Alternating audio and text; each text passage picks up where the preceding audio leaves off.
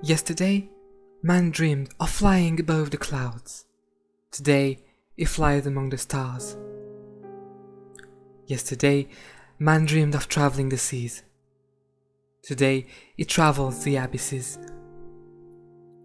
Yesterday, man dreamed of discovering the world. Today, he discovers new ones.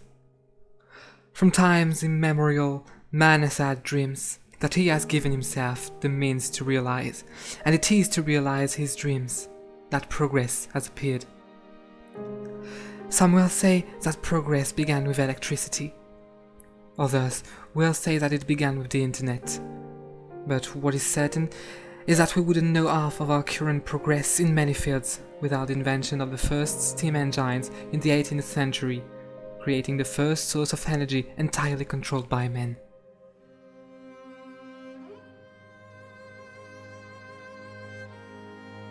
The steam engine is surely the most influential invention of the 18th century, but to better understand why, let's put it in context. In the 17th century, the so-called technical progress was at a standstill, with a few inventions coming out of the woodwork, but none of them really revolutionary. Industries were very restricted in their locations because factories ran on energy such as water or wind power. So special sites were needed to use elements that could not be controlled, water and wind. The dependency on these capricious energies considerably slows down the productivity of the factories, and it is in this context that the steam engine arrived, the first artificial energy that is entirely controlled by men.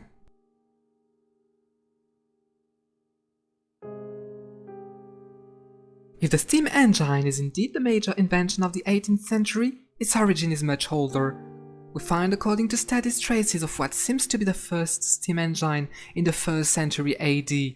Although rudimentary and less powerful, this Aeolipile, as it was called, remains the first steam engine in history, and it was created by the mathematician and engineer Heron of Alexandria, also known to be one of the most advanced engineers of his time. It is noted that experimentation on steam engines resumed around the 17th century, where a real generational shift was made. Throughout the world, many engineers worked separately on parts of the future machine. In England, for example, it's noted that this advance would not have been possible without the invention of the steam pump of Thomas Savery in the very late 17th century, which was inspired by the writing of Samuel Morland. But there are also traces of a steam turbine created by Taqi al-Din, a leading thinker in 16th century Ottoman Egypt. And the first ideas of a steam engine system which separates the boiler from the pumping action are found in the writings of Edward Somerset in 1663.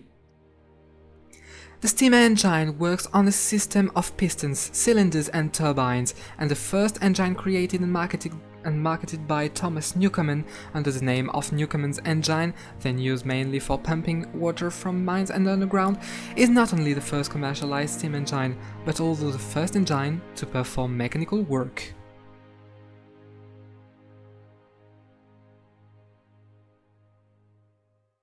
Until then, the use of the Newcomen's engine was very limited to water pumping and fountain systems, but this all changed when in 1759 James Watt became interested in the broken Newcomen's engine and set about repairing it. While observing the engine, he noticed that its capabilities were greatly reduced, as more than a third of the steam created was eventually lost. He then decided to try to integrate separate compartments, the main one already present at the origin, the condenser, and a second smaller one which would store water which would be diffused in the form of a spray in the condenser, thus the machine has a much better autonomy and the losses are largely reduced. After that, convinced that his invention was revolutionary, he continued to work on the basis of the Newcomen's engine, to improve each part of the machine, to make it as efficient and effective as possible.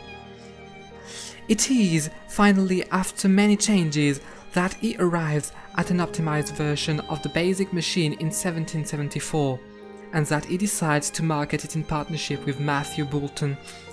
It is then that his creation is, as he had predicted, revolutionary.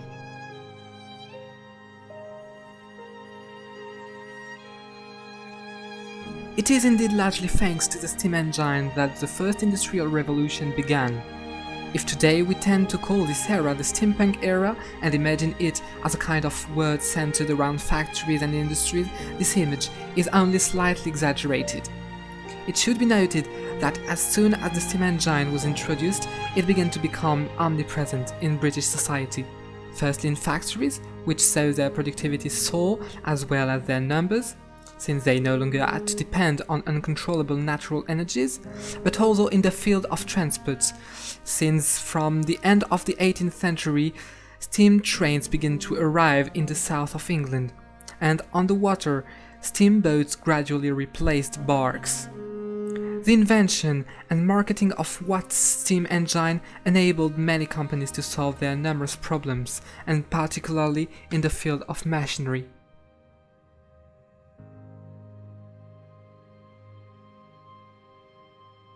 The impact of this invention was obviously considerable, since it represented such a step forward that it was the main source of energy used in England for almost 2 centuries, before being replaced by internal combustion engines and electricity in the 20th century. It was, as we have seen, this machine that launched the first industrial revolution, which affected the whole Europe and led to an age of technical progress and great prosperity. Furthermore, we were talking earlier about the internal combustion engine arriving in the 20th century, but it is worth remembering that without the creation of the steam engine, this advance would not have been possible.